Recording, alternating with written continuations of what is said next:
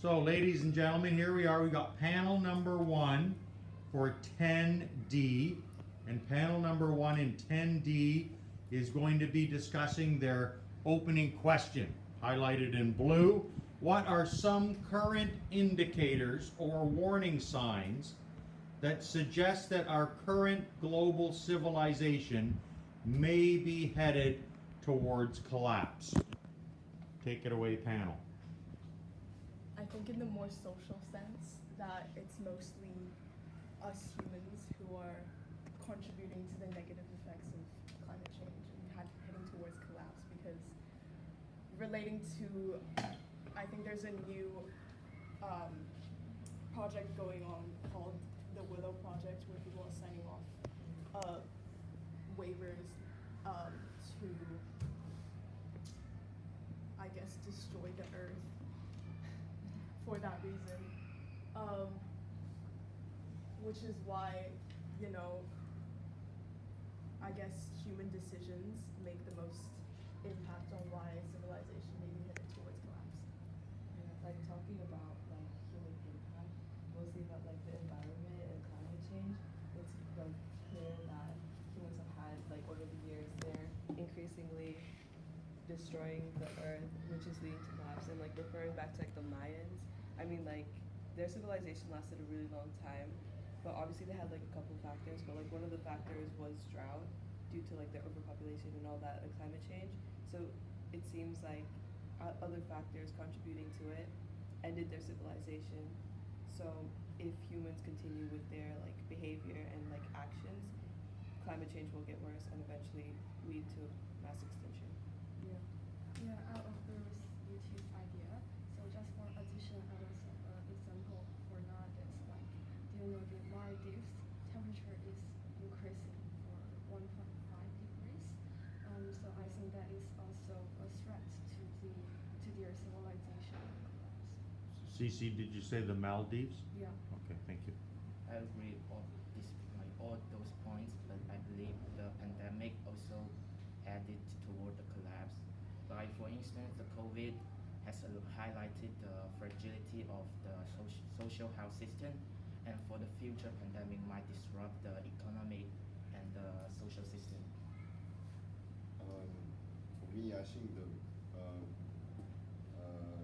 maybe headed toward which are the technology risks and pandemics and other global health carriers. For the technology risks, like our technology are improving now and getting better and better. So one day, if the AI or something else they are too smart, maybe they were out of the control from the human, and they might have their own idea or some things, and we don't know what they're gonna do. And for the pandemic things, it's like the world like the way we fix the health problem is still limited. We still didn't fix many different like healthcare problem. For example, cancer or something else. We don't have enough ability to fix that. And I think those two probably gonna is like headed toward that. Okay, so let me just continue on that one, because the panel did a nice job of introducing the concept of potential civilization collapse that was embedded in the first question, and suggested that pandemic remains a threat.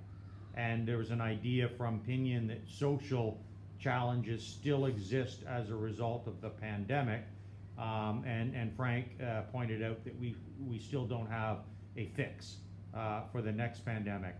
In what ways did this pandemic serve as a warning of how bad it's going to be when there is a virus or another pandemic that is even more lethal than COVID-19? Or do you believe that the warm-up here, or the introduction to different breakthroughs and opportunities that we had to adjust to and learn from this pandemic, is going to help us avoid collapse in the future? I think it's more to do with what we choose to do. As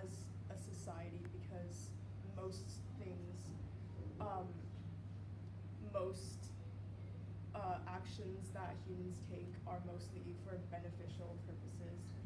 So it's really easy for us to prevent that sort of pandemic and the collapse, but we choose not to because of our own self-beneficial. I'm gonna have to agree. Yeah, I'm gonna have to agree with Simo, because like the pandemic, if it taught us anything, it's that a lot of people, when put in a situation of like survival instincts, they kind of just go like off rails. They do what they think. They believe anything anyone says, and because of that, a lot of like, for example, like the U.S., you realize how like once the pandemic hit and everyone had to go in quarantine, everyone thought they was like running out of toilet paper or whatever. So they kept going to the stores, they stocked it out, and like what was the reason? Like if they weren't that like reckless with their decision, thinking that everyone's gonna die and it's like everyone for themselves, there could have been a chance that the supplies could have just been distributed evenly and no one would have to Sort of like anarchy. exactly Yeah. like going crazy because of the pandemic. So I think because of that, I think the like government in general will like learn about people and how they could control the situation better for next time. Yes, and also for the people there enhance their awareness and they think for others and they get practice in this COVID-19. And also for the scientists, they learn how to invent the vaccine to prevent this like COVID. And they get the experience to practice so they can do better for next time. So it's like a building block. Yeah. To go forward. Yeah. Like the COVID, like to make a country to learn a lesson. Like maybe the next pandemic, like the majority of country can prepare more medical resources to avoid like the serious pandemic or virus. I agree with Pin. Like, as we know, like COVID-19 was caused a lot of people dying because this. So that's already showed like if we change the perspective, it also shows like how limited is the humans' ability on the health carriers in the way. So for now, we don't have exactly like an idea or a medicine to fix the COVID. Like all we can do is like just control it, but we can't stop it. So from this lesson, maybe we can like we can prevent the next something else like COVID or virus coming. The next threatening pandemic. Yeah. Okay, thank you. Going on to another question, and we'll look a little bit more at the economic pillar of sustainability. But assuming limited supply, this is a question that was written by some members of our class. Assuming limited supply, how can supply and demand of resources be managed fairly and effectively within society? And I urge you to apply this to what we've been thinking about in terms of academic models for resource allocation. Let's start at the other end of the table, and we'll kick this off with Frank and Pinion and work down the other way. Go ahead, guys. Sorry, what was the question? So the question is this one: how can supply and demand of resources be managed fairly and effectively within society? It's a bit of an economics and resource-based question.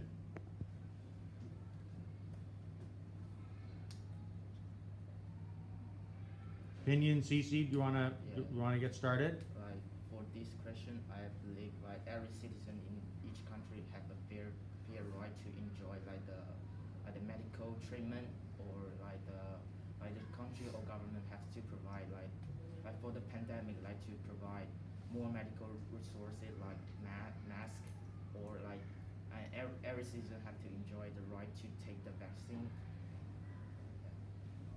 Yeah, I agree with you, and I think the government have to prepare before the virus comes. So, so they get a chance for the citizens to have fairly resources and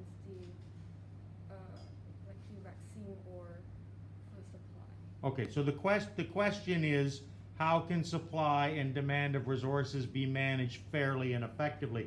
And then you guys rolled this into the pandemic and allocation of medical supplies and vaccines. Do we believe that we have solved potentially this issue? Were the vaccines shared equitably and fairly amongst citizens from countries that we're familiar with? Or is this an area where we need to see a lot of improvement to avoid potential collapse in the future? I think that most of the time, the vaccines were only targeted towards the more economically developed countries and not so much the LEDCs. But to better the flow, I guess, of resources being managed and distributed effectively, it should actually be the countries that are most in need and not the countries who are the richest. So, Yeah, I agree with Timo because a lot of, I think in general in the world, like society, it's known that all like the highly more developed countries will obviously get priority due to their their status in a way, and while like the LADCs, they don't really have that because they don't have much support from other people like the others do. And talking about like how we can like with limited supply, I think it's like doable to manage the supplies effectively. Like the pandemic could have gone so much more smoothly if there was more ration to it. But I think in society and in humans in general, it's not gonna ever be possible due to like it will never be possible because humans have their own instinct and so like survival instinct. So it affects everything and every other decision made. So you can say we can be smarter next time when there's another pandemic. We can be more rational. We can help the lower, less developed countries more.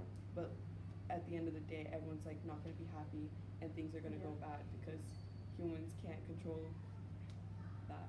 So.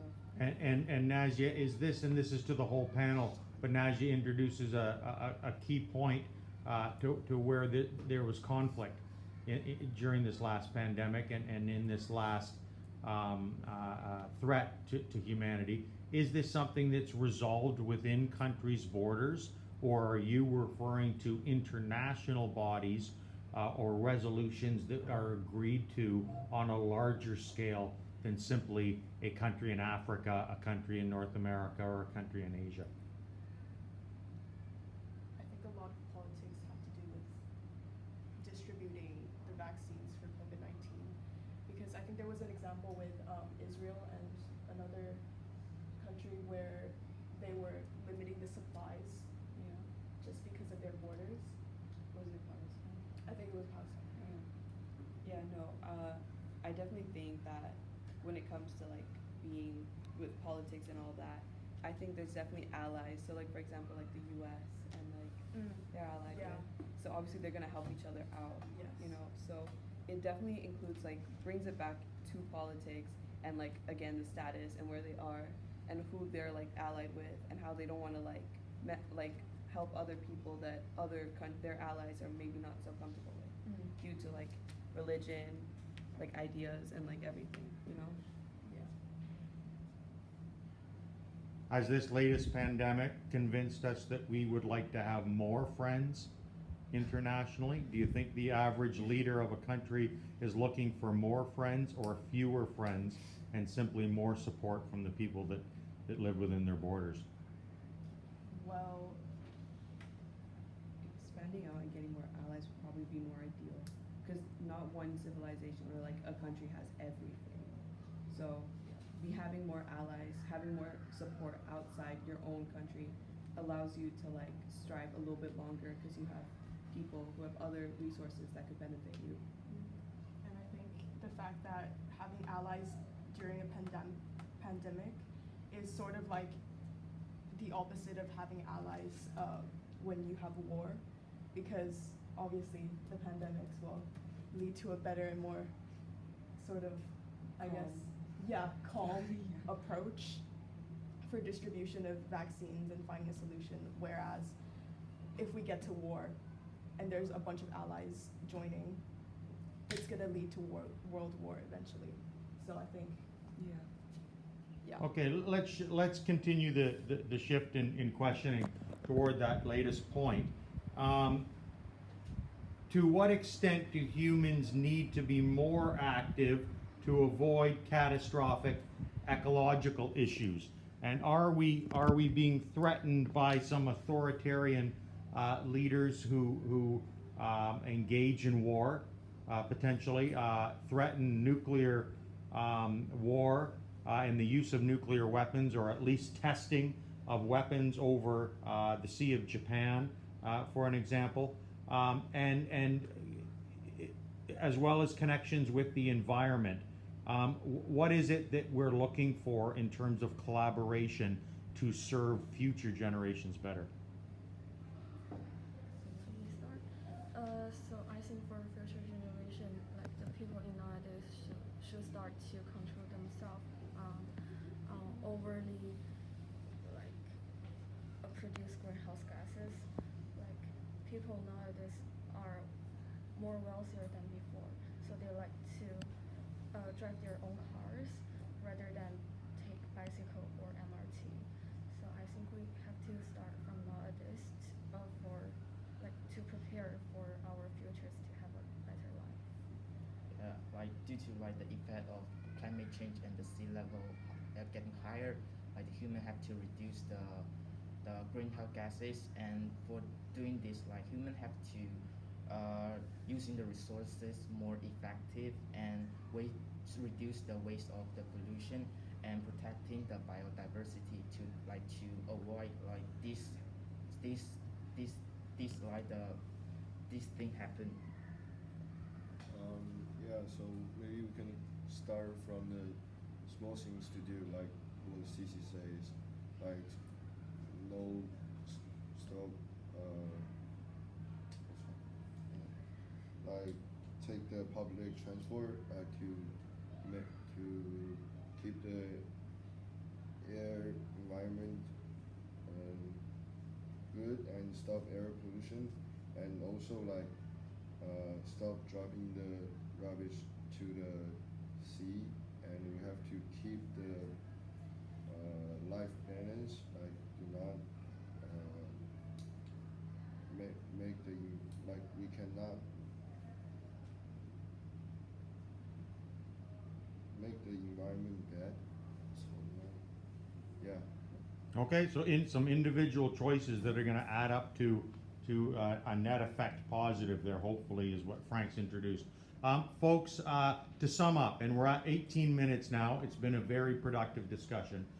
You can conclude if you wish, but one more comment from each member, potentially on the topic of, do you actually believe that life will be better for your grandchildren than it's been for you so far? And if not, what do we need to do immediately to change that negative threat and direction? Well, I actually looked into a quote by Stephen Hawking where it says, more technological advancements mean better standards of living, but it also means we're creating a number of new ways that can go wrong. So if we don't do enough with technology now, then for future generations, I feel like it's gonna lead to collapse eventually. Yeah.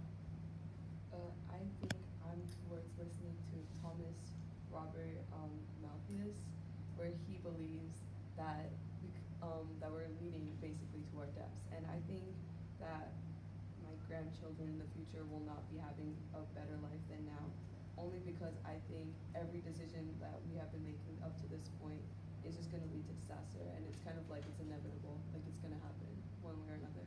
So I don't see it getting any better. Yeah, I also have that thing.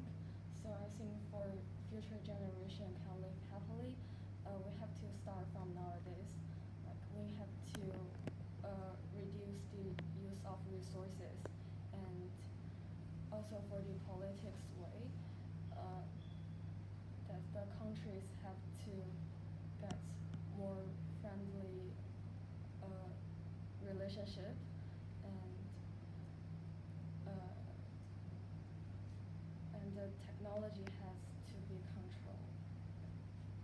I believe the future generation have a better living system because the level of the medical get invented, the technology get invented, and everything get invented. Every country must control these resources effective and fairly, like to avoid like the high level, high level, like to leading the world collapse. Yeah, I agree with King. For me, like, I think the future generation gonna like, if the technology and pandemics, healthcare is still developing, and I think they were having a better life. But for the environmental things, like if we keep doing the same thing, we don't control like our actions, like throwing the rubbish away or keep dropping the rubbish into the sea or the factory air pollution things. Like for me, like I think they're well getting better on technology things and pandemic things, but I don't think they will get a better environmental if we don't environmental things like they won't have a good environment to live like if we don't start do some change now. Thank you, Group 1. Grade 10D, Group 1. Well done. Thanks for the contributions.